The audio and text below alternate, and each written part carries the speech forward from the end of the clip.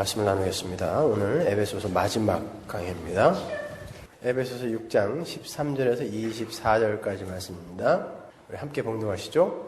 그러므로 하나님의 전신갑주를 취하라. 이는 악한 날에 너희가 능히 대적하고 모든 일을 행한 후에 서기 위함이라. 그런즉 서서 진리로 너희 허리띠를 띠고 의의 흉배를 붙이고 평안의 복음에 예배한 것으로 신을 신고 모든 것 위에 믿음의 방패를 가지고 이로써 능히 악한 자의 모든 화전을 소멸하고 구원의 투구와 성령의 검 곧 하나님의 말씀을 가지라. 모든 기도와 간구로 하되 무시로 성령 안에서 기도하고 이를 위하여 깨어 구하기를 항상 힘쓰며 여러 성도를 위하여 구하고 또 나를 위하여 구할 것은 내게 말씀을 주사 나로 입을 벌려 복음의 비밀을 담대히 알리게 하옵소서 할 것이니 이 일을 위하여 내가 쇠사슬에 매인 사신이 된 것은 나로 이 일에 당연히 할 말을 담대히 하게 하려 하심이니라. 나의 사정 곧 내가 무엇을 하는지 너희에게도 알게 하려 하노니 사랑을 받은 형제요 주 안에서 진실한 일꾼인 두기고가 모든 일을 너희에게 알게 하리라.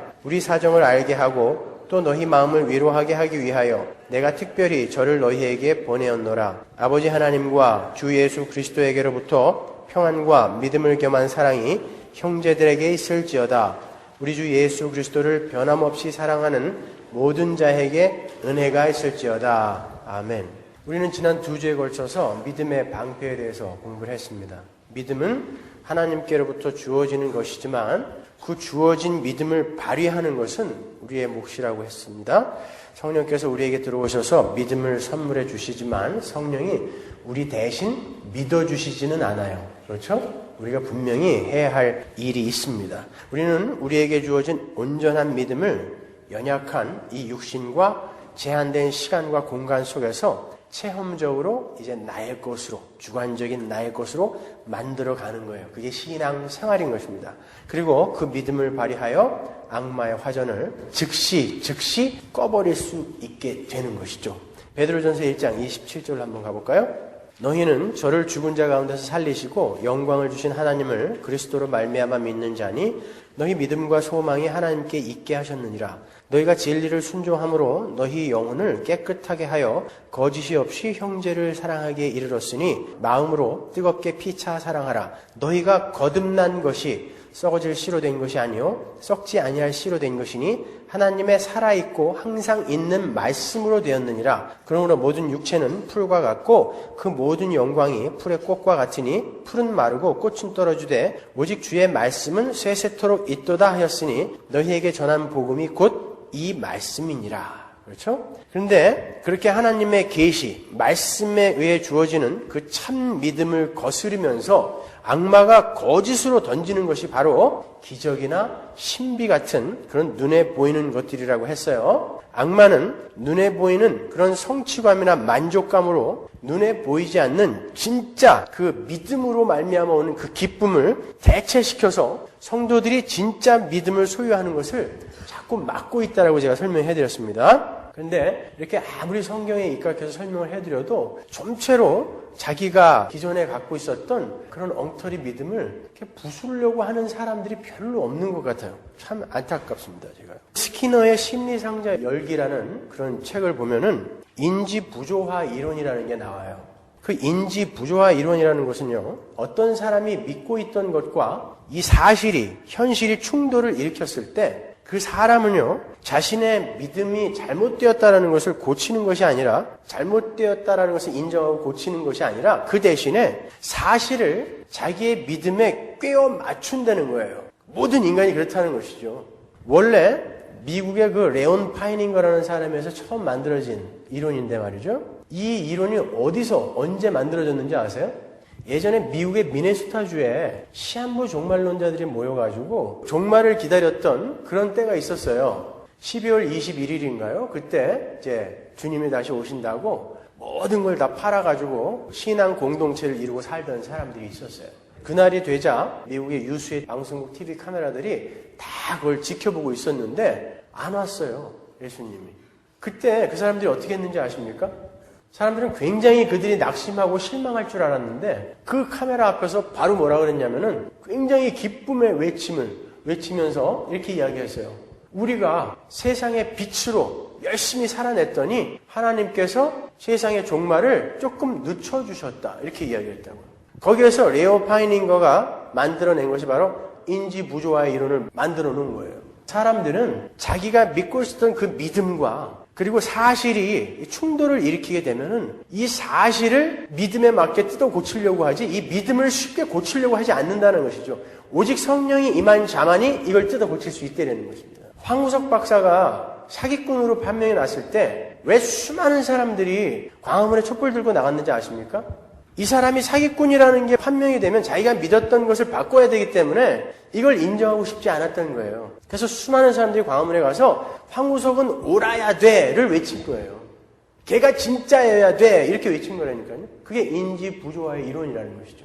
신앙생활 속에서도 똑같아요 보면은. 그래서 신앙생활을 어디에서 시작했는가가 참 중요한 거예요. 참 사람들이 이 신비와 기적, 기복 이런 것을 버리고 올바른 그 말씀으로 성경으로 돌아오는 게 참 힘들어요. 자기가 그동안 믿고 있었던 것을 절대 놓으려고 하지 않아요. 그게 죄인들의 본능 같은 거예요.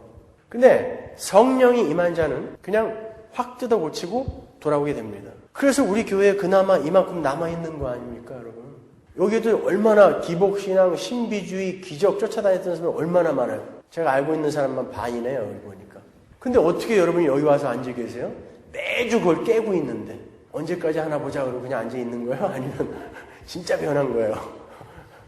그죠? 그게 하나님의 은혜라는 거예요. 근데 그렇지 못한 사람들은 절대 자기의 그 신앙관을 바꾸려고 하지를 않아요.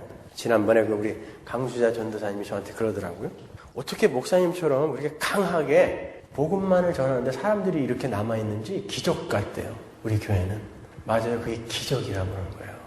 여러분 한번 객관적으로 제가 하는 설교들을 객관적으로 한번 평가를 해보세요. 그걸 듣고 여러분이 왜 여기 앉아있어요? 그죠? 그럼에도 불구하고 여러분들은 그것을 진리로 받아들이고 앉아 계시다고요. 심지어 어떤 분들은 그 야단을 맞으면서 눈물까지 흘려요. 가슴이 아파서 흘리는 건 아닐 거예요. 분명. 그죠? 감격해서. 정말 하나님은 이렇게 나를 세심하게 세밀하게 끌고 가시는구나. 그래서 나에게 이런 고난이 주어지는 것이구나. 이런 환난이 고통이 이런 눈물이 그래서 나에게 허락되는 것이구나. 이런 것이 깨달아지고 이해되어지니까 그 야단을 치는데도 눈물을 흘린다고요. 그게 기적이라는 거예요.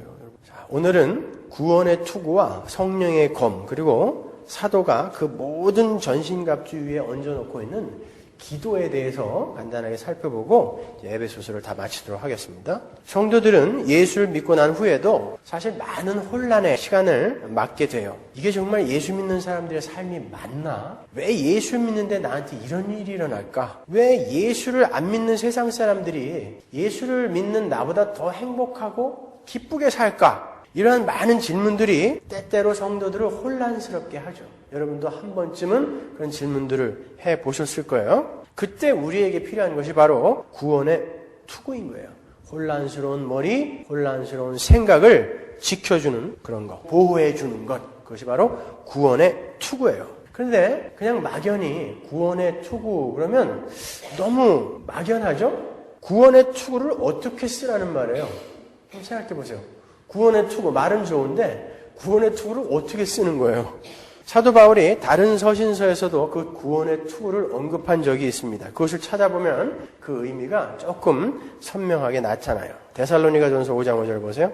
너희는 다 빛의 아들이요 낮의 아들이라 우리가 밤이나 어두움에 속하지 아니하나니 그러므로 우리는 다른 이들과 같이 자지 말고 오직 깨어 근신할지라. 자는 자들은 밤에 자고 취하는 자들은 밤에 취하되 우리는 낮에 속하였으니 근신하여 믿음과 사랑의 흉배를 붙이고 구원의 소망의 투구를 쓰자. 여기서는 구원의 투구에 뭐가 하나 더 붙어요. 그죠? 뭐가 붙습니까? 소망이라는 단어가 붙죠? 그러니까 구원의 투구는 소망이라는 것과 관련이 있다라는 거예요. 그것을 염두에 두시고 왜 사도 바울이 하나님의 전신갑주의 내용에 구원의 소망의 투구를 집어넣었는지 차근차근 보도록 하겠습니다. 우리는 성경을 통해서 성도가 예수를 믿고 난 뒤에 반드시 통과해야 하는 것이 바로 고난이라는 것을 배웠어요. 초대교회 성도들도 마찬가지예요. 그들은 애초에 손해와 비방을 감수하고 고난을 감수하고 예수를 믿었던 사람들이에요. 심지어 유사시에는 목숨까지도 버릴 각오를 하고 예수를 믿었던 분들입니다. 그런데 연약한 육신을 소유한 인간들은요, 그러한 고난이 그치지 않고 계속되면 누구나 지치게 돼 있다고요. 가끔 한 번은 괜찮은데 그러한 고난이 계속되면은, 그리고 그 강도가 점점 더 깊어지게 되면은 누구나 지치게 되어 있어요. 그때 이제 혼란이 찾아오는 거죠. 이게 정말 성도가 가는 길이 맞는가?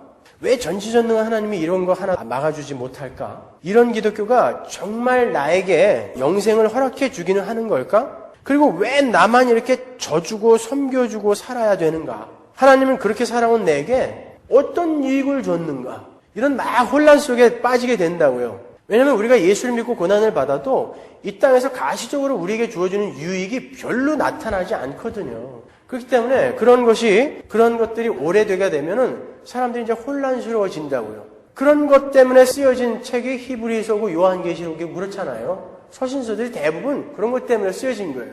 내가 지금 예수를 바로 믿는 게 맞아? 근데 왜 이렇게 힘들어? 그런 사람들에게 사도들이 서신을 쓴 거죠. 그게 맞아. 잘 가고 있는 거야. 이렇게 이야기를 해준 거죠.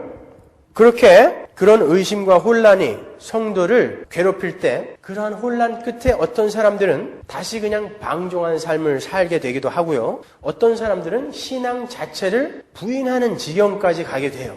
사도 요한은 그런 사람들을 가리켜서 그들이 우리에게서 나갔으나 우리와 함께한 자들이 아니었다. 원래부터 가짜였다. 이렇게 단언해서 이야기를 하죠. 그러나 성도들이라고 해서 전혀 그런 혼란에 안 빠지는 게 아니라고요.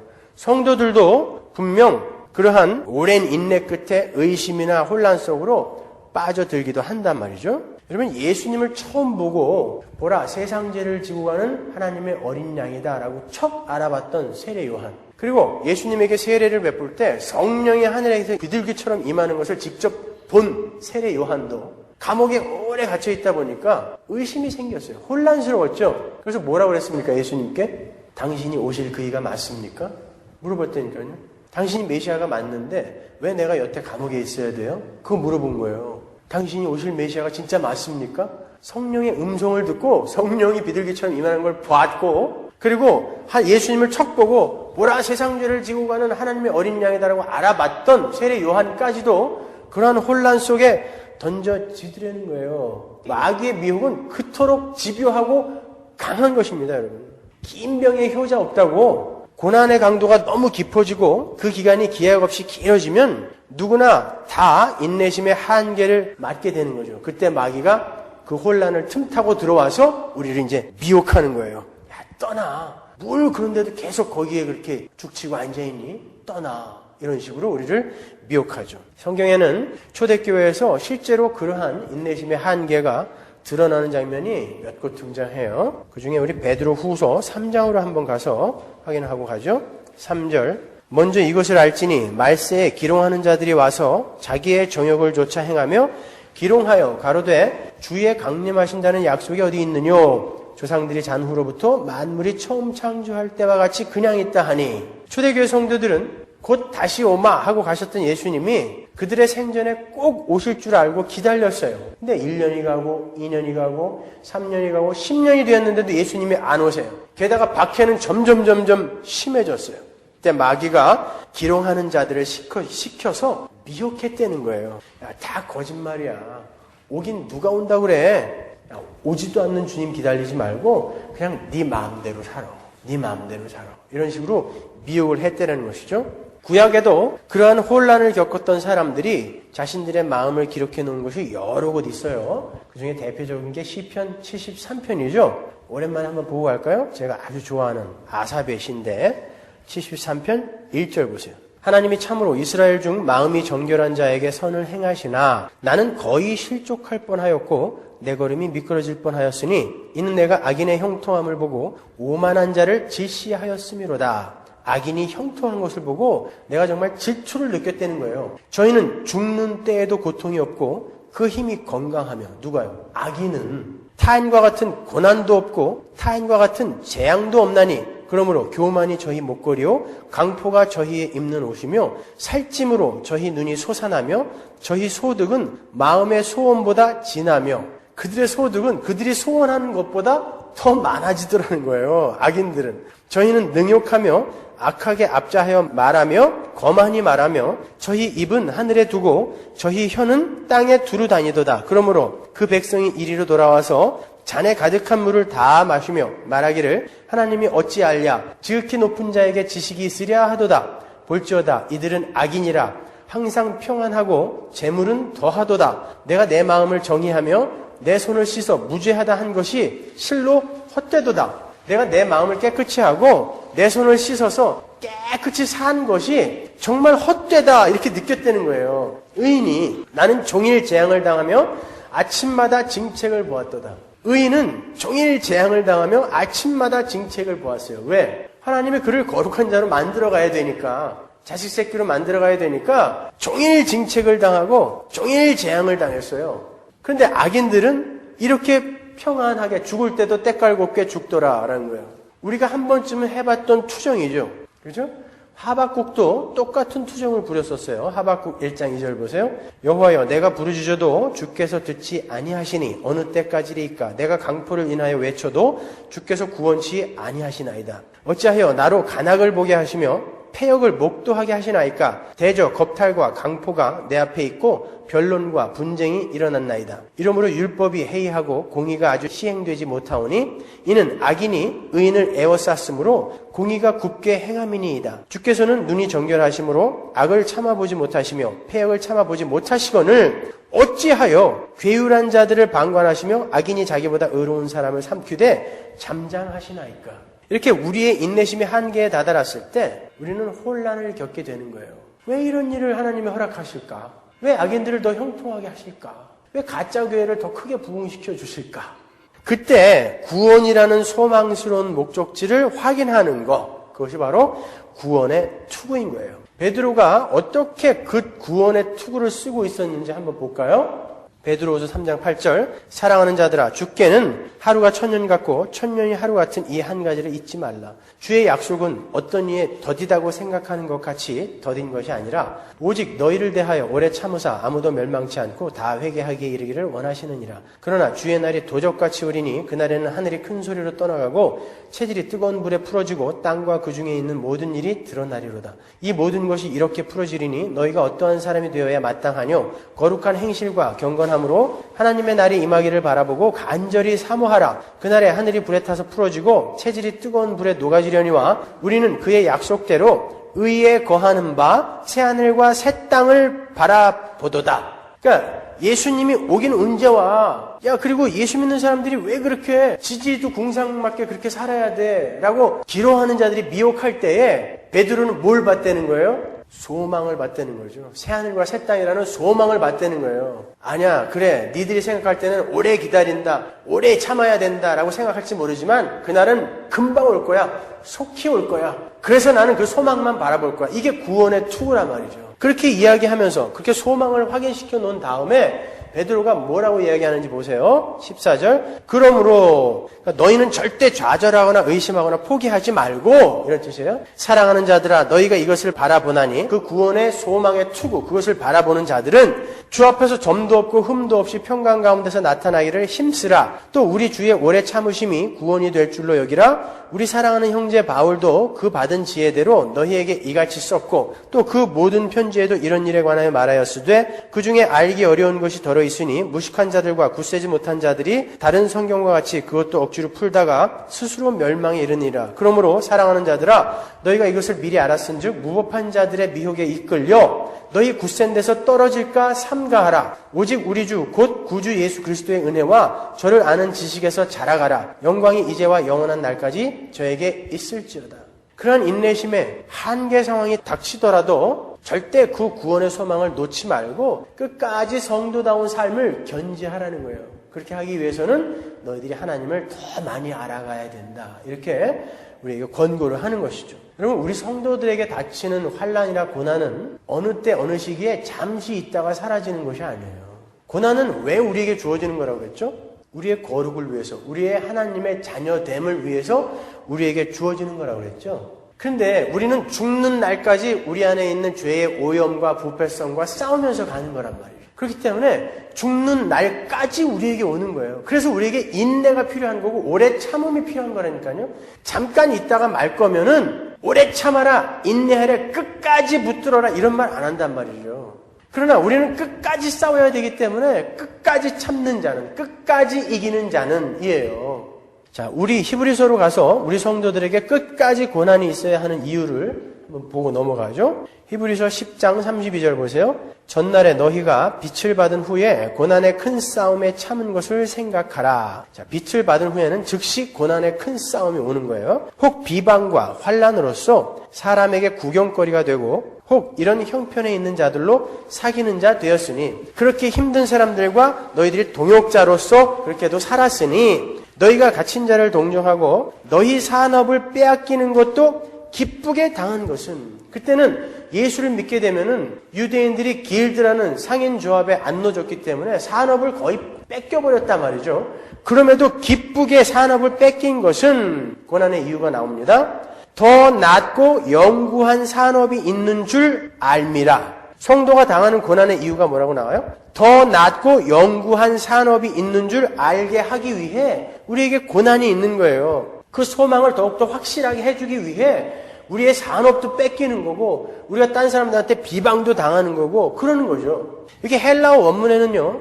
그 알다, 기노스코라는 단어를 헤아우토이스라는 단어가 수식을 하고 있어요. 근데 개역성경에는 그게 빠졌어요. 그 단어는 스스로라는 뜻이에요. 그러니까 34절 그 후반부를 보다 원문에 맞게 번역을 하면은 이런 거예요. 너희가 갇힌 자를 동정하고 너희 산업을 빼앗기는 것도 기쁘게 당한 것은 더 낮고 영구한 산업이 있는 줄 너희 스스로 알미라 이런 뜻이에요. 그러니까 이 말은 고난이라는 것은 이 시간 속에서 우리 성도들이 그 이성 안에서 그 하늘의 소망을 스스로 다른 말로 주관적으로 인식할 수 있도록 해주는 기능이 있다는 것이죠. 그 고난이라는 것이. 그래서 고난은 우리가 죽는 날까지 우리를 떠나지 않는 거예요. 그렇다고 해서 뭐 주구장창 계속 고난만 있는 게 아니라 하나님께서 가끔 방학도 주시죠. 오히려 그 방학이 더 길어요. 그러나 그 고난이 어느 순간 여러분에게 딱 끊길 거라고 그렇게 오해하지는 마시라는 거예요. 나에게 객관적으로 주어진 것이 주관적으로 나의 것이 되는 데에 고난이라는 것이 방법과 수단으로 사용된다는 거예요. 그래서 여러분들이 예수를 믿고도 삶이 그렇게 고단한 거예요. 우리는 죄인이고 우리 안에 오염과 부패가 여전히 남아있기 때문에 예수 믿는 사람은 절대 그렇게 못 가요. 그래서 우리 성도의 삶에는 성도가 이 세상에 존재하는 그 마지막 순간까지 고난이 남아있는 거예요. 고난이 있는 거예요. 그러한 혼란함 속에서 구원의 소망의 투구를 굳건하게 쓴 사람들은 끝까지 이제 견뎌내게 되는 것이고 가짜들은 떠나가게 되는 거죠. 왜? 그 사람들은 눈에 보이는 것을 추구하고 있었기 때문에. 왜냐하면 예수를 믿고 나면 신앙생활을 통해서 하나님이 그런 걸 안 주거든요. 잘. 보이지 않는 것을 소망하라고, 믿음으로 살라고. 믿음이라는 건 보이지 않는 걸 소망하는 거니까. 그러니까 믿음으로 살라고, 니들이 진짜 믿음을 갖고 있는 자인지 확인하라고 우리에게 자꾸 눈에 보이는 것들을 이렇게 쳐가신다니까요. 그렇기 때문에 가짜들은 그런 상황이 닥치게 되면은 내가 원하는 게 안 되니까 떠나게 되는 거예요. 그러니까 그러한 고난들은 그렇게 가짜와 진짜를 거르는 역할도 하는 거죠. 진짜 보이지 않는 것을 소망하는 사람들은 보이는 것의 박탈이 그렇게 고통스럽지 않아요. 그래서 끝까지 견뎌내는 거고 보이는 것만을 소망하는 사람들은 결국 걸러지게 되는 거예요. 히브리서 6장 10절 보세요. 우리가 간절히 원하는 것은 너희 각 사람이 동일한 부지런을 나타내어 끝까지 소망의 풍성함에 이르러 게으르지 아니하고 믿음과 오래 참음으로, 그죠? 믿음과 오래 참음. 믿음은 뭐예요? 보이지 않는 걸 바라는 걸 믿음이라고 그러잖아요. 오래 참음은 보이지 않는 걸 바라봐야 되니까, 소망으로 갖고 있어야 되니까 오래 참는 게 필요하다니까요. 그게 끝까지 소망의 풍성함에 이르러라는 뜻이에요. 그게 히브리서 3장 6절 보세요. 그리스도는 그의 집 맡은 아들로 충성하였으니 우리가 소망의 담대함과 자랑을 끝까지 견고히 잡으면 그의 집이라. 끝까지 안 잡으면, 죽기 바로 직전에 돌아서면 아닌 거예요. 끝까지 잡을 수밖에 없어요. 하나님의 백성들은. 마태복음 24장 12절 보세요. 불법이 성함으로 많은 사람의 사랑이 식어지리라. 그러나 끝까지 견디는 자는 구원을 얻으리라. 많은 사람들이 주님을 사랑한다고 고백하고 있었는데 나중에 식어지는 사랑들이 있더라는 것이죠. 끝까지 견디는 자만 구원 얻는다. 그러니까 끝까지 견뎌야 된다는 건 뭐라고요? 끝까지 고난이 있다라는 얘기라니까요. 이렇게 성경에 근거해서 이야기를 해줘도 전혀 수긍을 하지 않아. 인지부조화의 이론. 전혀 수긍하고 싶지 않죠. 계시록 2장 25절 보세요. 다만 너희에게 있는 것을 내가 올 때까지 굳게 잡으라. 언제까지요? 주님 올 때까지. 이기는 자와 끝까지 내 일을 지키는 그에게 만국을 다스리는 권세를 주리니. 우리 성도의 삶은 이렇게 끝까지 전투인 거예요. 그러니까 여러분 삶에 너무 오래 고난이 온다고 해도 거기서 흔들리시면 안 되는 거예요. 그게 정상이니까. 끝까지 있어야 되는 게 정상이니까. 우리가 10년, 20년 해서 끝나는 전쟁이 아니라고요. 우리가 죽는 날까지 하는 전쟁이기 때문에 끝까지 있는 거예요. 하나님의 자녀됨을 위해서 생애 끝까지 싸워야 되는 전쟁. 그것이 여러분에게 지금 주어져 있는 그 전쟁이란 말이죠. 그러나 그 긴 전쟁을 끝내고 나면 우리에게 멋진 소망의 나라가 주어지기에 그 소망을 바라보며 참는 거란 말이죠. 그게 바로 구원의 소망의 투구를 굳게 써라 라는 의미란 말입니다. 그 구원의 소망의 투구를 굳게 쓰고 계세요? 지금 벗을랑 말랑 그러고 있어요? 아니면 혹시 그냥 확 벗어버려? 혹시 그러고 계신 분 안 계세요? 너무 힘들어서? 아니요. 끝까지 쓰셔야 되는 거예요. 고린도전서 1장 8절 보세요. 주께서 너희를 우리 주 예수 그리스도의 날에 책망할 것이 없는 자로 끝까지 견고케 하시리라. 이것 때문에 그러는 거예요. 우리 주님이 주님 만나는 그날에 책망할 것이 없는 자로 만들기 위해 끝까지 우리를 견고케 하고 계시기 때문에 우리는 끝까지 버텨야 되는 자예요. 하나님의 열심히 우리를 지금 끌고 가고 있기 때문에 우리가 중도에 그걸 멈출 수가 없어요. 우리의 열심으로 끝까지 가는 게 아니라 하나님이 나를 끝까지 끌고 가고 계시다는 거예요. 이기는 길로, 승리하는 길로, 참는 길로, 인내하는 길로 주님이 끝까지 끌고 가고 계시다는 것이죠. 그래서 우리의 삶 속에 그 고난이 계속 존재하는 것입니다. 사도 바울도 죽는 날까지 그 전쟁을 하다 갔어요. 죽는 날까지 두들겨 맞다가 죽었고 죽는 날까지 감옥에 갇혀 있다 갔어요. 사도 바울이 당한 고난은 단순히 복음의 전파만을 위해서 안 당해도 괜찮은 고난을 당한 게 아니에요, 여러분. 사도 바울도 사도 바울의 거룩을 위해 그 고난을 감내하게 만드신 거예요, 하나님이. 주님이 끝까지 견고케 하신 거예요, 사도 바울을요. 우리도 마찬가지인 거예요, 여러분. 고린도후서 4장 7절 보세요. 우리가 이 보배를 질그릇에 가졌으니 이는 능력의 힘이 큰 것이 하나님께 있고 우리에게 있지 아니함을 알게 하려 함이라. 우리가 사방으로 우겨쌈을 당하여도 쌓이지 아니하며 답답한 일을 당하여도 낙심하지 아니하며 핍박을 받아도 버림받지 아니하며 거꾸로 뛸을 당하여도 망하지 아니하고 이게 다 사도 바울이 겪은 거 이야기하는 거예요. 그렇게 늘 바울은 우겨싸임과 답답한 일 당함과 핍박과 거꾸로 뜨림을 당하고 있었다는 것이죠. 그러나 바울은 구원의 소망의 투구를 확실하게 쓰고 있었던 사람이에요. 고린도후서 4장 13절 보세요. 기록한 바 내가 믿는 고로 말하였다 한 것 같이 우리가 같은 믿음의 마음을 가졌으니 우리도 믿는 고로 또한 말하노라. 주 예수를 다시 살리시니가 예수와 함께 우리도 다시 살리사 너희와 함께 그 앞에 서게 하실 줄을 아노니 모든 것을 너희를 위하여 하는 것은 은혜가 많은 사람의 감사함으로 말미암아 더하여 넘쳐서 하나님께 영광을 돌리게 하려 함이라. 그러므로 우리가 낙심하지 아니하노니 겉사람은 후패하나 우리의 속사람은 날로 새롭도다. 우리의 잠시 받는 환난에 경한 것이 지극히 크고 영원한 영광에 중한 것을 우리에게 이루게 함이니 우리의 돌아보는 것은 보이는 것이 아니요 보이지 않는 것이니 보이는 것은 잠깐이요 보이지 않는 것은 영원함이니라. 우리가 계시록 할 때 공부했죠, 지난주에. 잠시, 이 세상의 시간, 이 역사는 성경은 항상 잠시, 잠깐 이런 단어로 표현한다고요. 그 영원이라는 기간과 비교해서 아주 극히 짧은 시간이니까. 사도 바울은 그걸 알았다니까요. 자기가 죽는 날까지 계속 고난을 당했는데 이건 잠깐이라는 걸 알았어요. 그리고 영원한 그 소망의 나라가 자기에게 주어질 거라는 걸 알았기 때문에 구원의 투구를 확실히 쓰고 있었기 때문에 참았다 그러는 거예요. 보이지 않는 건 영원한 것이기 때문에 보이는 이까지 고통쯤 내가 잠깐 참다 가야지. 그게 우리한테 있냔 말이죠. 사도 바울이 그거 우리에게 쓰라는 거예요. 너희도 똑같이 그거 써야 되는 거야. 이야기하는 것이죠. 고린도전서 15장 31절 보세요.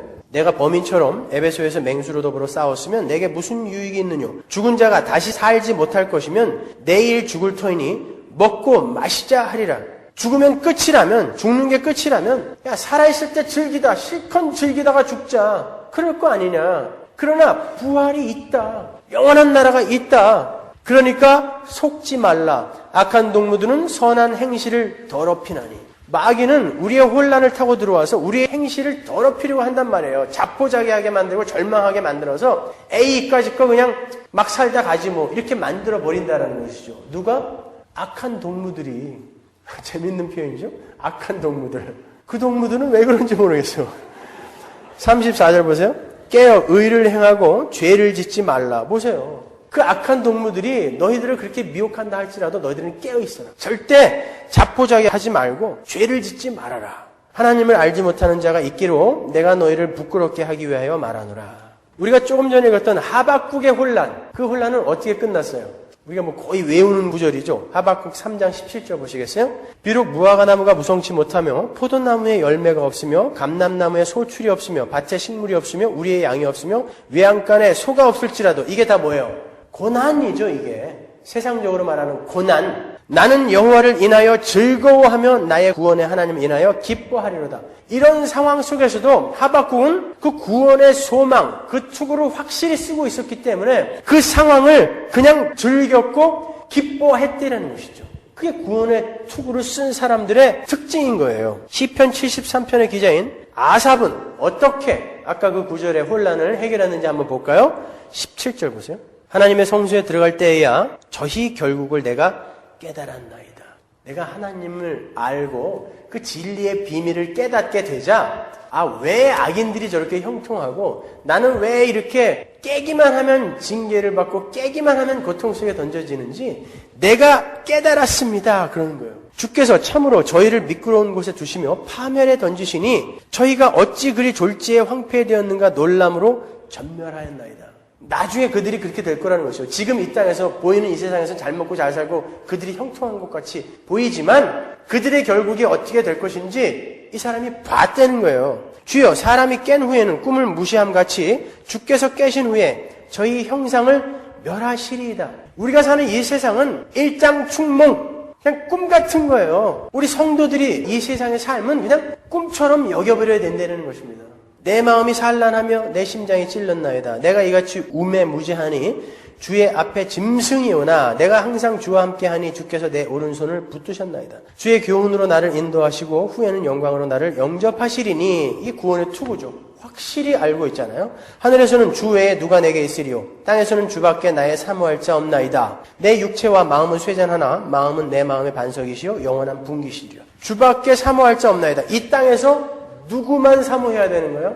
돈, 명예, 재물, 자식? 아니죠. 주만 사모한 거예요. 구원의 투구를 쓴 사람은 이 땅에서 주만 사모한다니까요. 그런 거 눈에 보이는 건 없어도 괜찮다로 가는 것이죠. 27절 대저 주를 멀리하는 자는 망하리니 음녀같이 주를 떠난 자를 주께서 다 멸하셨나이다. 하나님께 가까이 함이 내게 복이라. 내가 주 여호와를 나의 피난처로 삼아 주의 모든 행사를 전파하리이다. 사도행전 8장에도 보면은 초대교인들이 핍박을 받고 막 도망갈 때 뭐 합니까? 어디 숨어 있나요? 어디에? 핍박을 받아 흩어지며 복음을 전하더라 그러죠. 흩어지면서도 기쁨 속에서 복음을 전하더라. 사도들이 감옥에서 나오면서 뭐라고 그랬어요?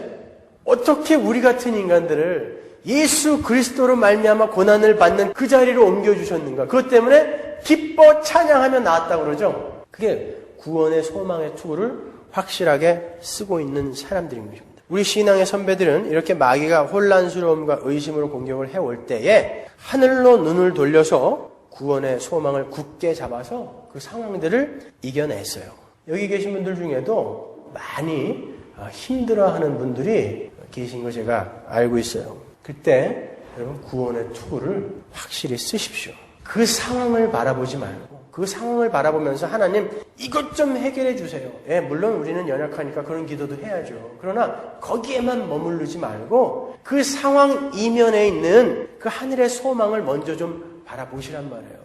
그러니까 하나님 이걸 해결해 주세요가 아니라 하나님 이 일을 통해서 나에게 도대체 뭘 가르치시려고 하는 거예요? 이리로 한번 가보시란 말이죠. 그래서 여러분들이 하나님이 요구하시는 그것을 배웠을 때 하나님이 그걸 철회해 가실 수도 있는 거란 말이죠. 그러니까 우리가 기도의 순서가 참 잘못되어 있어요. 하나님은 우리에게 절대 문제를 해결해 주시겠다고 하지 않으시고 구원의 소망의 투구를 써라 이렇게 말씀하셨어요. 그걸 절대 잊지 마세요.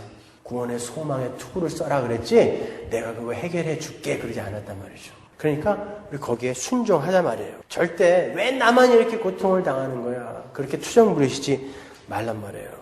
전지전능하신 하나님께서 우리에게 꼭 필요한 상황이니까 허락하시는 거예요. 그분의 계산에는 미스테이크라는 게 없다니까요. 이렇게 하나님의 손 아래에서 잠시 이렇게 벗어날 수 있는 사람은 한 사람도 없어요. 하나님은 정확한 계산과 계획 하에 우리를 지금 끌고 가고 계시는 거라니까요.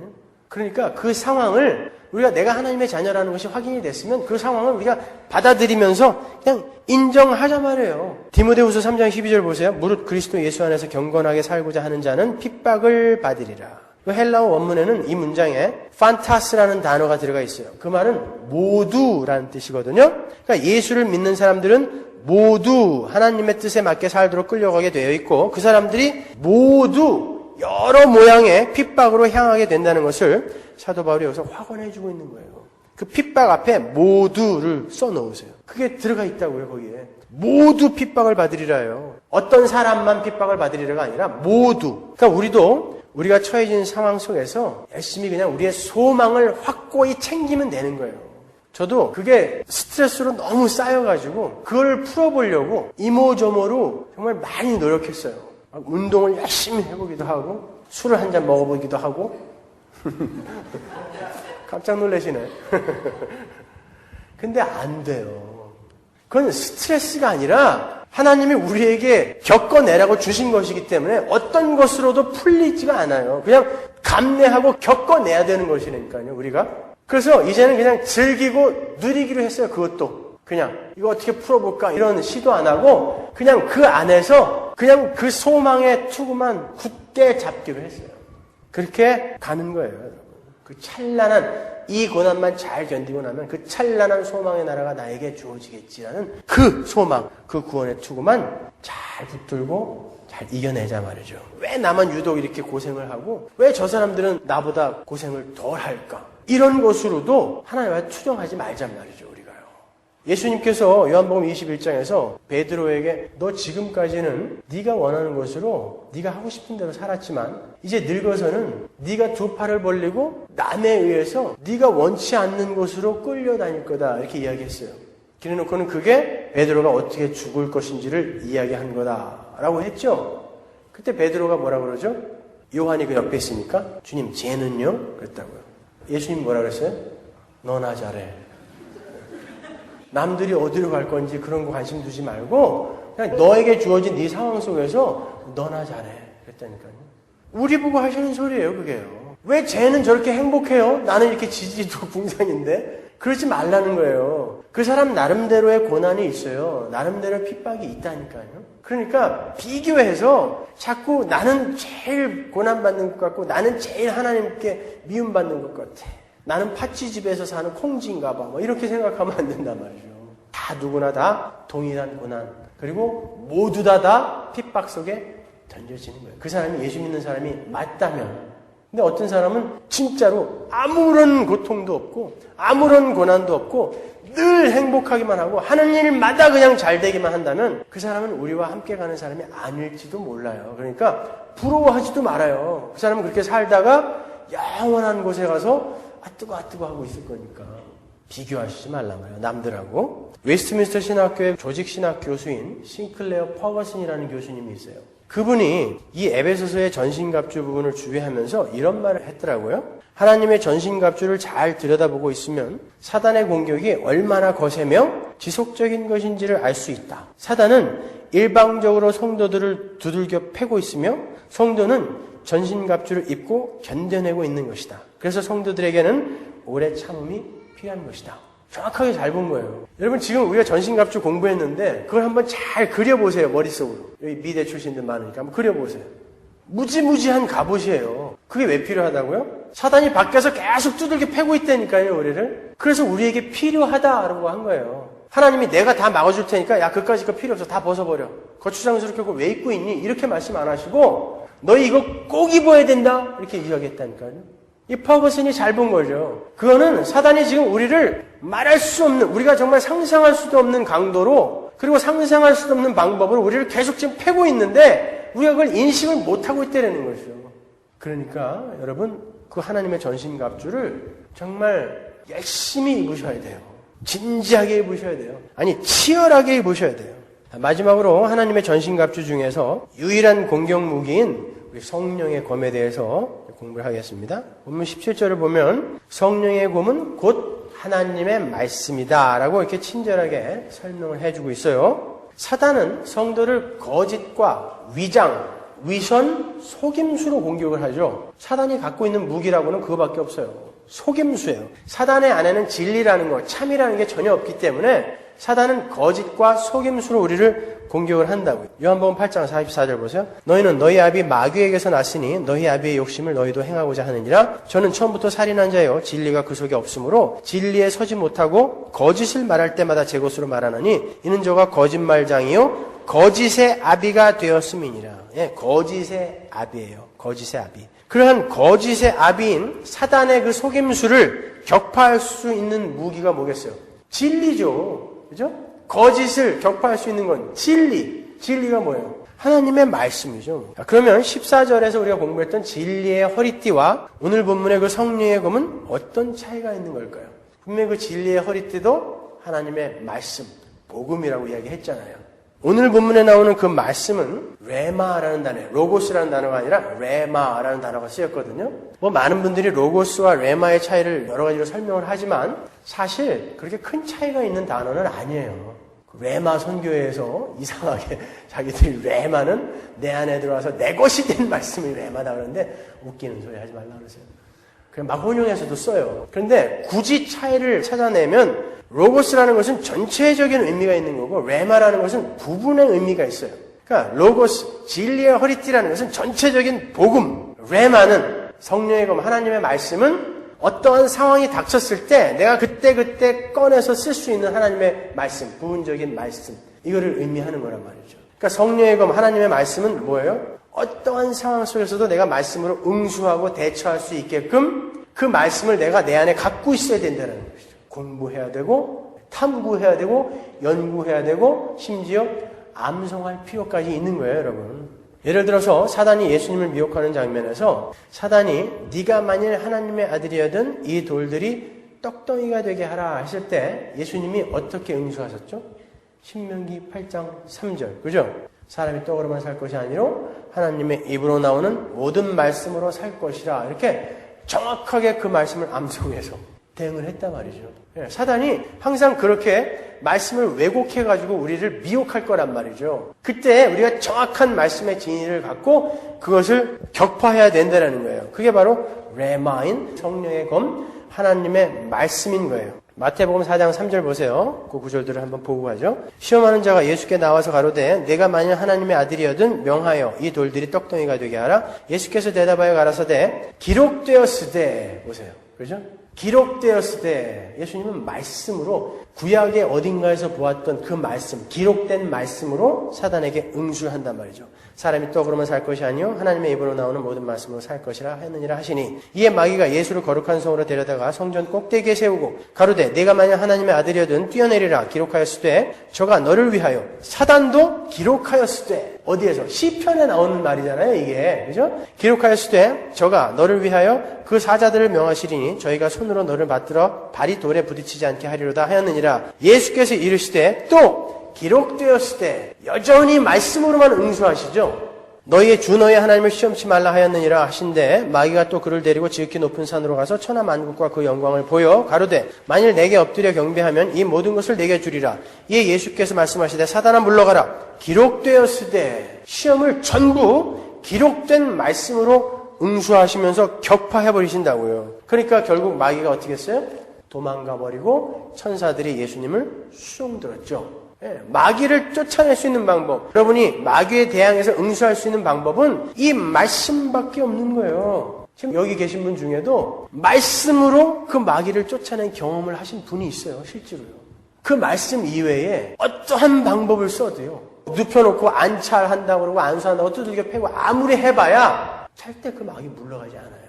하나님의 살아있는 말씀이 들어와서 그것으로 마귀의 공격에 응수했을 때 그때 마귀의 미혹은 물러가게 되는 거예요. 여러분.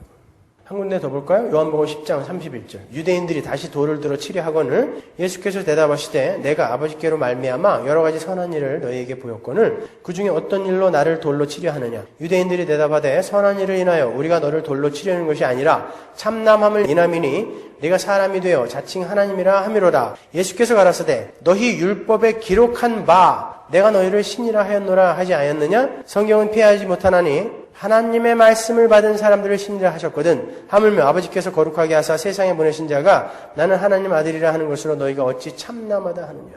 예수님은 늘 악에게 말씀으로 응수를 하죠. 기록된 말씀. 그러니까 어떻게 했어요? 못 이기겠으니까 힘으로 때려잡는 거죠. 그건 지는 거예요. 그게요. 옛날에 마이크 타이슨이 경기하다가 도저히 못 이기겠으니까 귀를 물어뜯었죠. 그래갖고 졌잖아요. 그게 지는 거라니까요. 우리는 힘으로 마귀를 제압하는 게 아니라 말씀으로 제압하는 거예요. 그때 마귀가 우리를 이게 진짜 그러면서 막 두들겨 패도 그게 우리가 이기는 거예요. 결국 그 마귀는 패하는 거예요. 여러분. 그러기 위해서는 진리인 하나님의 말씀의 진리를 잘 파악하고 있어야 하고 언제든지 꺼내어서 응수할 수 있도록 익숙해져 있어야 되는 거예요. 분노가 일어날 때는 어떤 말씀이 떠올라야 되는가. 도저히 참지 못할 이 격분이 일어날 때는 어떠한 말씀이 떠올라야 되는가. 여러분 그거 지금 다 떠오르세요? 그게 뭐더라.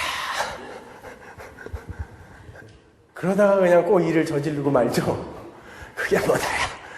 아니요. 그래서 우리가 이 성경 공부를 이렇게 하고 있는 거예요. 여러분. 내비게이터 같은 데에서 그 성경을 암송하라고 많이 시키는데 어떤 면에서 그거 잘하는 거예요. 그렇게 많이 암송해 놓으면은 상황이 불시에 우발적으로 닥쳤을 때 탁탁 그 말씀으로 응수가 된단 말이죠. 그렇다고 해서 뭐 외우기만 해서 되는 것이 아니라 그것이 내 안에서 생명의 말씀으로 그 진리가 이해가 되어졌을 때에 그러니까 얼마나 우리가 열심히 성경을 공부해야 되겠습니까? 요즘은 뭐 어떻게 그냥 한번 나와주는 것도 감지덕지인 시대가 돼버렸어요. 이건 아닌 거예요, 여러분. 정말 신앙의 선배들이 신앙생활을 어떻게 했는지 잘 생각해 보세요. 초대교회 교인들은요, 매일같이 몇 시간씩 모여서 말씀을 공부하고 말씀을 듣고 그랬다니까요. 사도 바울이 두란노 성원에서 매일같이 4시간, 5시간씩 설교했다니까요. 매일같이 그 대사도 바울이요. 근데 거기를 빽빽히 채웠다니까요. 그 듣고 싶어서. 배워야 되니까. 내가 그 말씀으로밖에는 이 세상에서 마귀의 공격을 이겨낼 수 있는 방법이 없기 때문에 빽빽히 모였다니까. 매일같이. 사도 바울은 다른 시간에는 열심히 일했고 그게 사도 바울이 쉬는 시간이었어요. 그 쉬는 시간 몇 시간을 복음을 전하는 거예요. 몇 시간 동안. 매일같이. 그렇게 손해를 감수하면서 형제를 위해 희생하고 섬겼던 것입니다. 왜? 그게 없이는 내 사랑하는 형제들이 이 세상을 절대 이겨낼 수 없으니까. 그러니까 여러분들에게도 제가 계속해서 성경 말씀을 잘 읽으라고 말씀드리는 것이고 열심히 공부하는데 빠지지 말고 참여하라고 그렇게 말씀을 드리는 거예요. 디모데후서 3장 14절 보세요. 그러나 너는 배우고 확신한 일에 거하라. 내가 네게서 배운 것을 알며 또 내가 어려서부터 성경을 알았나니 성경은 능히 너로 하여금 그리스도 예수 안에 있는 믿음으로 말미암아 구원에 이르는 지혜가 있게 하느니라. 모든 성경은 하나님의 감동으로 된 것으로 교훈과 책망과 바르게 함과 의로 교육하기에 유익하니 이는 하나님의 사람으로 온전케 하며 모든 선한 일을 행하기에 온전케 하려 함이니라. 우리가 마귀의 유혹에 넘어가지 않고 하나님의 자녀로서의 신분에 걸맞는 삶을 잘 살아내기 위해서는 배우고 확신한, 배우기만 한 거 말고 배우고 확신한 그 말씀 안에 거하는 방법밖에 없다라는 거예요. 근데 성경 말씀은 성령을 받은 사람만이 올바로 이해할 수 있죠. 루소나 러셀 같은 사람들은 100번을 읽었어도, 벤자민 프랭클린 같은 사람, 성경을 100번을 읽었어도 거의 딸딸 외우고 있었음에도 불구하고 그 진리를 잘 파악을 못했잖아요. 오직 성령이 임한 자들만이 그 말씀을 올바로 이해를 하고 그 말씀을 내 안에 풍성히 채워 사단의 공격을 이겨낼 수 있는 거예요. 고린도전서 2장 12절 보세요. 우리가 세상의 영을 받지 아니하고 오직 하나님께로 온 영을 받았으니 이는 우리로 하여금 하나님께서 우리에게 은혜로 주신 것들을 알게 하려 하시니라. 또 나오죠. 성령은 왜 온 거예요? 하나님이 객관적으로 우리에게 던져주신 것을 우리가 주관적으로 알게 하는데 성령이 그 역할을 하시는 거예요. 쓰러뜨리고 예언해주고 이런 거 아니란 말입니다. 아셨죠? 알게 하려 하는 거예요. 자, 이렇게 성령을 받은 자들만이 성경을 이해할 수 있어요. 그러나 그러한 사람들도 열심히 탐구하고 연구하고 주위에서 잘 공부를 해야 돼요. 그냥 저절로 깨달아지는 것이 아니라 베드로후서 1장 19절 보십시오. 또 우리에게 더 확실한 예언이 있어 어두운데 비치는 등불과 같으니 예언은 성경 말씀을 이야기하는 거예요. 여기서는요. 날이 새어 샛별이 너희 마음에 떠오르기까지 너희가 이것을 주의하는 것이 가하니라. 주의해서 봐야 된다는 거예요. 먼저 알 것은 경의 모든 예언은 사설에 풀 것이 아니니 예언은 언제든지 사람의 뜻으로 낸 것이 아니요 오직 성령의 감동하심을 입은 사람들이 하나님께 받아 말한 것임이니라. 그러나 이렇게도 이야기한다고요. 베드로전서 1장 10절. 이 구원에 대하여는 너희에게 임할 은혜를 예언하던 선지자들이 연구하고 부지런히 살펴서 선지자들이 그냥 하나님이 주신 그대로 그냥 팍팍 쏟아낸 게 아니라 연구하고 부지런히 살폈다니까요. 그들도 하나님의 말씀은 연구하고 부지런히 살피는 거예요. 성령의 도움을 받아 성령의 조명하심을 받아 연구하고 부지런히 살펴 내 것으로 만드는 것입니다.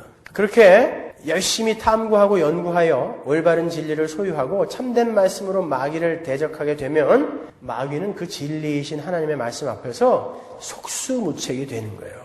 속임수뿐 온통 거짓부렁인 마귀 때문에 진리 앞에서는 속수무책이 되는 것이죠. 그런데 하나님의 말씀을 그냥 지식으로만 갖고 있는 사람들은 오히려 또 마귀한테 당해요. 그러니까 적절한 균형이 있어야 되는 것입니다. 성령의 도우심도 받고 우리가 우리의 이 이성을 사용하여 열심히 탐구하고 연구하여 지식을 쌓는 이것들이 균형을 이루어야 되는 거예요. 사도행전 19장에 보면은 누굽니까? 제사장 스게와의 7 아들들이 주 예수의 이름으로 귀신아 물러가라 이렇게 귀신을 쫓으려고 했을 때 귀신이 뭐라 그랬어요? 내가 예수도 알고 사도 바울도 아는데 너는 누구냐? 그랬다. 넌 누구야? 그러면서 두들겨 패갖고 옷을 홀딱 뺏겨갖고 쫓아버렸어요. 저는 그 구절 읽을 때마다 참 웃음이 나와가지고 아주 못 견디겠어요. 오늘날 여러분 예배당 안에도요. 사람들이 예수의 이름을 들먹이면서 참 많이 연극들을 하고 있어요. 그런데 하는 짓은 여전히 마귀 짓을 하고 있는 사람들이 얼마나 많아요.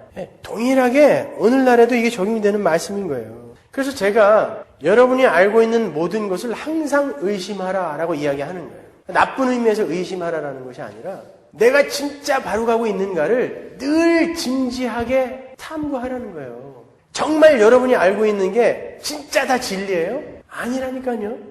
우리가 알고 있는 모든 것이 다 진리가 아니라고요. 그러니까 어떤 것이 잘못되어 있으며 어떤 것이 내가 바로 가고 있는 것인가를 늘 탐구하며 연구하며 상고하며 묵상하며 그렇게 가야 되는 거예요. 진짜 저 천국의 소망을 갖고 있다면 그게 진짜 귀한 것이라는 것을 아는 사람들이라면 이거 안 하면 저걸 놓치게 되는데 어떻게 이걸 안 하겠습니까, 여러분? 분명히 그런 열심이 나오게 돼 있어요.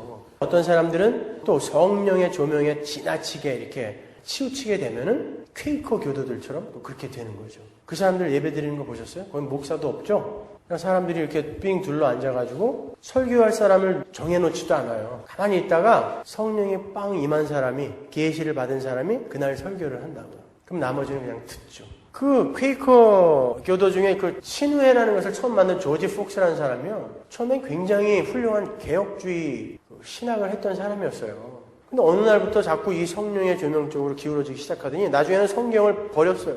그리고는 그냥 앉아가지고 계시 받는 것으로만 이게 하나님의 말씀이다 라고 해버렸다니까요. 그 위험한 거죠.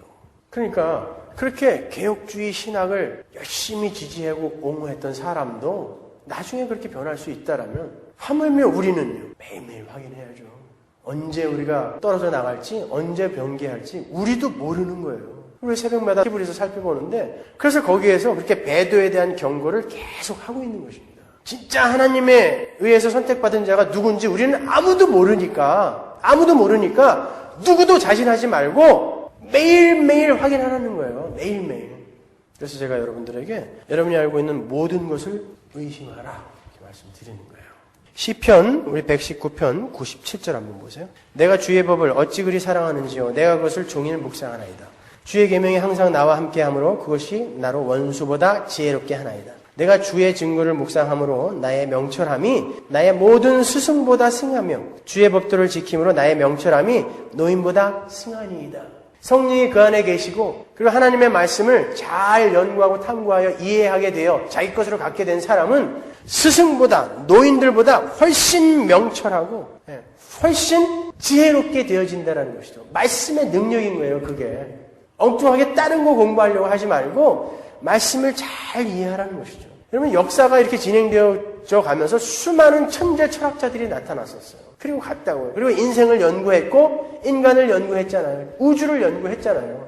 그래서 우리에게 남긴 게 뭡니까? 우리의 가슴은 점점 더 홍하게 뚫려져 버렸어요. 그렇죠? 현대 철학이 남긴 게 뭐예요? 허무주의 이외에 뭘 남겼습니까?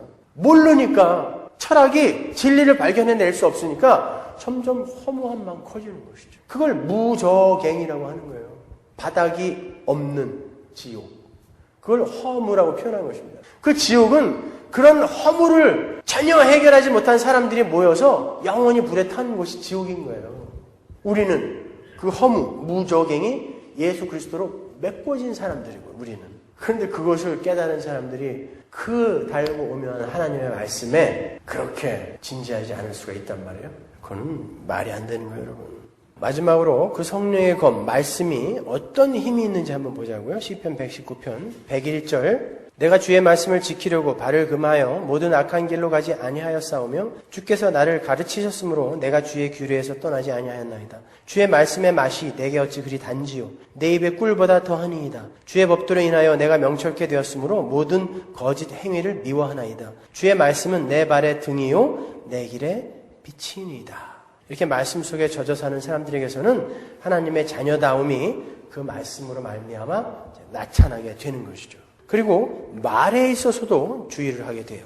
베드로전서 4장 11절 보세요. 만일 누가 말하려면 하나님의 말씀을 하는 것 같이 하고 누가 봉사하려면 하나님의 공급하시는 힘으로 하는 것 같이 하라. 이는 범사에 예수 그리스도를 말미암아 하나님이 영광을 받으시게 하려 함이니 그에게 영광과 권능이 세세에 무궁토록 있느니라. 아멘. 골로새 3장 16절 그리스도의 말씀이 너희 속에 풍성히 거하여 모든 지혜로 피차 가르치며 권면하고 시와 찬미와 신령한 노래를 부르며 마음에 감사함으로 하나님을 찬양하고. 여러분 사람의 말은 정말 다른 이들에게 치명적인 흉기가 될 수 있다는 걸 아시죠? 사람의 말 한마디로 한 사람의 목숨이 왔다 갔다 할 수 있어요. 어떤 사람의 말 한마디로 어떤 사람이 평생 복수를 꿈꾸다가 그 놈을 잡아다가 15년 동안 군만두만 먹이는 거예요. 올드보이도 안 보셨어요? 그리고는 자살해버리는 거예요. 그 사람의 말 한마디로요. 그게 말의 위력인 것입니다. 그래서 우리가 우리 안에 하나님의 말씀으로 풍성히 담기 전에는 말을 많이 하지 않는 게 좋은 거예요. 원래 우리는 우리를 자랑하고 그리고 남을 비하하여 나를 높이려고 하는 그러한 것을 죄성을 본능으로 타고났기 때문에 그 하나님의 말씀이 내 안에 풍성히 거하기 전에는 뱉는 족족 사실 악한 말밖에 안 나와요. 아닙니까? 저도 그런데. 그래서 제가 말을 많이 안 하는 거예요. 지난주에 김만화 집사님이 저한테 목사님 새신자가 오면은 목사님하고 같이 밥 먹으라고 해놓고 왜 앞에 앉아있는데 말을 안 하냐고. 그러려면 뭐하러 거기다가 목사님하고 밥 먹으라고 적어놨냐고. 몇 마디 했어요. 집사님 못 들은 거지. 어디서 오셨냐고. 그리고 어떻게 오셨냐고. 그리고 무슨 말을 해야 돼요? 우리 교회 좋으니까 끝까지 나와주세요. 이렇게 해야 되나요? 아니면 무슨 얘기 해야 돼요? 여러분 제가 설교할 때나 성경 공부 인도할 때 얼마나 말을 청산유수처럼 잘하는지 아시죠? 얼마나 말을 막 하고 싶겠어요 제가. 우리 결혼식 때 우리 친구가 600명이 왔다니까요. 저 말하는 거 좋아하는 사람이에요. 근데 어느 순간부터 말을 하는 족족 사람들에게 이렇게 상처가 되고 그 사람들을 힘들게 한다는 것이 제게 느껴지니까 말을 조심해야 되겠다, 아껴야 되겠다라는 생각이 들었어요. 어느 순간 저에게 하나님의 말씀이 정말 풍성히 이렇게 담겨질 때 말 많이 할게요. 아마 천국에나 가야 그게 되지 않을까 생각하는데 천국에 가면 정말 그냥 계속 얘기할 거예요. 아마 서로 사랑하고 또 올려주고 축켜 세워주고 하는 그런 아주 그냥 아름다운 말만 할 거니까 그죠? 하나님을 찬양하고 하는. 그 전에는 우리가 좀 말을 많이 아끼자고요. 특히 교회 안에서 말 많이 하지 마세요. 안 해도 될 말 이런 거 괜히 해가지고 나는 그런 의도로 한 이야기가 아니었는데 뭐 이런 경우 많이 당해보시죠. 그걸 갖고 어떤 사람은 몇 년을 속에 막 칼을 품고 있었던 거, 그런 경험을 하면 참 섬찟하지 않습니까? 저도 그런 경험을 했어요, 얼마 전에. 제가 전혀 그런 의도로 한 이야기가 아닌데 어떤 분이 그걸 마음속에 꽉 품고 계시더라고요. 아닌데요. 제가 말씀드렸는데도 그러니까 그동안에 그분이 겪은 그 고통과 그 아픔, 그거 어떻게 보상해요? 제가 그 의도가 아니었다 할지라도. 그러니까 입 닫자. 그런 거죠. 자, 사도 바울은 이렇게 성도들이 입어야 하는 하나님의 전신갑주에 대해서 자세히 설명한 후에 그 전신갑주 위에다가 기도를 얹어놓고 있어요. 맨 마지막에. 그죠? 그 윌리엄 가넬이라는 그런 사람이 쓴 그 완전무정한 그리스도인이라는 책이 있어요. 거기에 요 에베소서 6장 10절에서 18절까지의 내용을 주석해 놨는데 1200페이지예요. 그거 읽다가 죽는 줄 알았잖아요. 근데 기도에 관한 부분만 300페이지예요. 그러니까 기도가 얼마나 중요한 거겠어요, 여러분. 여러분, 우리 성도의 궁극적인 목표 지점이 어디예요? 어디로 성숙되어져 가는 거죠, 우리가? 거룩. 그죠? 거룩이라는 게 뭡니까? 하나님의 말씀에, 하나님의 뜻에 순종하는 자가 되어지는 거. 그죠? 어떤 일이든 하나님을 찾아 그 하나님께 묻고 그게 하나님께서 기뻐하시는 일을 하고자 하는 것이 거룩이잖아요. 그러니까 여러분이 성경을 공부하고 여러분이 신앙생활을 통해서 여러분의 종교 행위를 통해서 여러분들이 하나님의 백성으로 올바르게 지어져 가고 있다는 표지가 뭘로 나타나야 됩니까? 거룩한 자로 지어져 가고 있다는 표지가. 그 사람이 얼마나 자주 하나님께 물어보고 하나님께 내 사정을 아뢰는가로 나타나겠죠. 그게 거룩하게 지어져 가는 자의 표지인 거예요. 그러니까 기도는 해도 되고 안 해도 되는 게 아니라 요즘 시대에는요, 특히 복음주의 교회가 아주 경계해야 될 게 그거예요. 이 교리와 지식으로 기도를 대체해버린다고요, 자꾸. 그러니까 힘이 없는 거예요. 대가리만 커져가지고 주 예수의 이름으로 물러가라 그러니까 마귀가 와가지고 옷 홀딱 뺏겨놓고 막 패는 거예요. 머리만 커져 있으니까. 아니요, 사도는 그 모든 전신갑주 위에다가 기도를 척 얹혀놓고 있다니까요. 그 모든 것을 기도와 간구로 해라 이렇게 얘기한단 말입니다. 그 기도가 얼마나 중요한지 말이죠. 사도가 18절 본문 한 절에 파스, 모두라는 그 단어를 그걸 아주 강조하는 단어거든요. 그걸 4번이나 쓰고 있어요. 에베소서 6장 18절 보시면 모든 기도와 간구로, 거기서 모든 기도가 파세스 프로슈케스예요. 그러니까 아주 그 기도를 강조하는 거예요. 무시로, 판티카이로. 그것도 똑같이 파스라는 단어예요. 성령 안에서 기도하고 이를 위하여 깨어 구하기를 항상, 이것도 마찬가지죠. 파세 프로스 카르테세이. 이게 똑같이 파스라는 단어에서 나온 거예요. 여러 성도, 이것도 판톤톤 하기온이거든요. 그러니까 여러 성도, 이것도 역시 파스라는 단어예요. 그러니까 여기서 모든 기도라는 것은 기도가 얼마나 중요한지를 나타내는 이제 강조용법이에요. 모든 기도, 파스. 그리고 무시로, 이게 판티카이로인데 이건 all occasion. 그러니까 어떤 경우에도 이런 뜻이에요. 모든 경우에.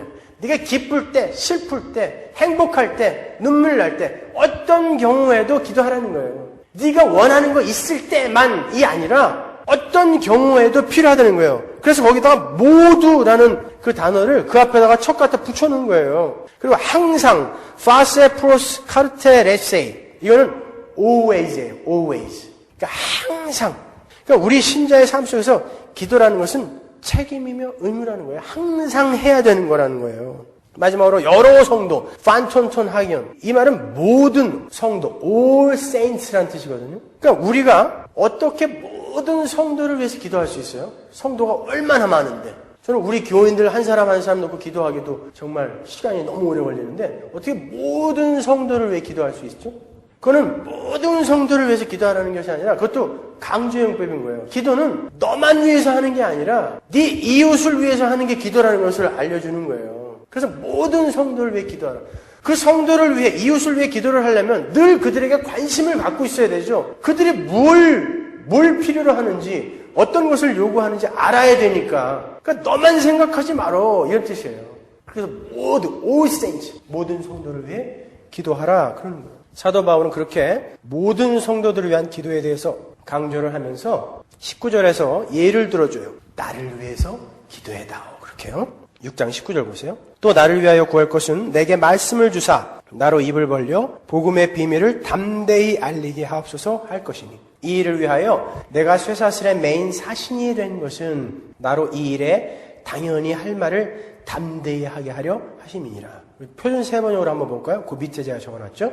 그리고 내가 입을 열 때에 하나님께서 말씀을 주셔서 담대하게 복음의 비밀을 알릴 수 있도록 나를 위하여 기도해 주십시오. 나는 사슬에 매여 있으나 이 복음을 전하는 사신입니다. 이런 형편에서도 내가 마땅히 하여야 할 말을 담대하게 말할 수 있게 기도해 주십시오. 여러분, 사도 바울이 누굽니까? 예수님을 직접 만났고 3층천 천국에를 직접 갔다 온 사람이에요. 그리고 논리정연한 복음으로 수많은 사람들을 회심케 했고요. 그가 쓰던 손수건만 갖다 얹어도 안진뱅이가 퍽퍽 일어났던 그런 하나님의 종이었어요. 근데 그러한 사도 바울이 자기가 가르친 에베소 교회 교인들에게 뭘 부탁해요? 나를 위해서 기도를 좀 해줘. 내가 하나님의 말씀을 잘 전할 수 있게 나를 위해 기도 좀 해줘. 내가 이렇게 묶여서 혹시 절망하고 좌절하지 않을 수 있도록 그 상황 속에서도 복음을 잘 전할 수 있게 나를 위해 기도해줘. 그런다니까요. 그러니까 사도가 그 기도를 얼마나 중요하게 생각하고 있는 거예요. 다른 형제자매들의 기도가 없이 나는 존재할 수 없다라는 그런 사고방식으로 그 기도에 매달리고 있는 거예요. 이 사도는요. 나를 위해서 기도해 주세요. 내가 가르친 사람들한테 나를 위해서 기도해 주세요. 가끔 공중기도 하실 때 집사님들이 저를 위해서 기도를 안 해주면 저 뒤에서 되게 삐져요. 목사를 위해서 여러분 기도하셔야 되는 거예요. 여러분은 우리 교회 교인들 중에 저를 위해 가장 많은 기도를 하셔야 돼요. 왠지 아십니까? 제가 가장 많은 사단의 공격에 노출되어 있기 때문에 그래요. 그래서 여러분은 저를 위해서 기도를 많이 해주셔야 돼요. 제가 하루에도 12번씩 자복하고 싶어 한다는 이 사실을 아십니까? 정말이에요. 설교를 준비할 때, 또 설교를 할 때, 하고 난 후에 얼마나 제가 초조하고 아프고 겸연쩍고 부끄럽고 그런지 아세요? 말씀을 준비하거나 말씀을 전할 때나 말씀을 전한 이후에나 하나님은 항상 확인을 하세요. 그 말씀에 대해서. 그러면 저는 늘 그렇죠. 너도 못하는 게 무슨 입만 살아가지고 그렇게 설교를 해. 이게 그 정죄감이 저를 아주 피폐하게 만들어요. 때로는. 그럴 때 여러분들이 기도가 필요한 거예요. 저도 물론 열심히 앉아서 기도해요. 제 방에 가면 아주 푹신푹신한 그 기도 방석이 있어요. 그냥 앉아가지고 열심히 기도해요. 근데 그때도 마귀가 여기 이렇게 붙어 있는 것 같아요. 속삭이는 것 같아요. 옆에서 계속. 그러니까 우리 서로를 위해서 열심히 기도해 줘야 돼요. 그게 힘인 거예요.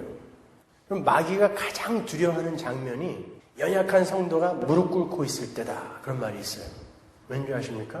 마귀는 성도를 두려워하지 않아요. 근데 그들이 누군가에게 지금 부탁하고 있는데 그들이 부탁하고 있는 존재가 너무 크신 분이기 때문에 이 성도의 무릎 꿇고 있는 모습을 가장 무서워한다는 것이죠. 여러분 기도를 얼마나 하세요? 하루에 열심히 하셔야 돼요. 우리 신앙의 선배들은 나는 너무 바쁘다. 이제 너무 바빠졌다. 그래서 나는 더 많이 기도한다. 그랬다니까요. 나는 너무 바빠서 기도할 시간을 좀 줄였다. 그러지 않고 바빠지면 바빠지는 만큼 기도 시간을 더 늘려갔어요. 왜냐하면 일을 하는 만큼 사단의 공격이 더 심해질 것이고 하나님의 뜻이 무엇인가를 분별해야 하는 책임과 의무가 있기 때문에 그 기도의 시간이 점점 더 길어진 거예요. 여러분 열심히 기도하셔야 돼요. 정말 울부짖으며 하나님 앞에 매달려야 되는 거예요. 정말 우리 교회가 힘을 쏟아야 할 부분이 바로 지금 이 부분이 아닌가 생각이 듭니다. 물론 요즘 새벽마다 나오셔서 많은 분들이 열심히 기도하고 계신데 더 많이 기도하셔야 돼요. 여러분 전부에게 정말 그 기도의 불길이 타올라야 돼요. 집에서도 가족끼리 모여 앉으셔서 열심히 기도하세요. 저도 이제 저희 집에서 식사 기도할 때 제가 꼭 대표 기도하려고 해요. 저희 집사람이 대표 기도하라고 그러면 각도하고 뭐 늘 그랬는데 꼴기별나게 대표 기도를 하라고 그래요. 집에서까지 직업병 도지게 그랬는데 안 해요. 어떤 상황에서도 우린 기도를 놓으면 안 돼요. 무엇을 할 때도 항상 fast라는 단어를 잊지 마십시오. 자, 신앙생활은 이렇게 전투인 거예요. 여러분 이 점을 늘 잊지 마시고 하나님의 전신갑주로 항상 무장을 하시고 늘 기도로 간구하며 치열하고 진지하게 그 전쟁을 치러나가십시오. 이렇게 해서 에베소서가 끝납니다. 기도하겠습니다.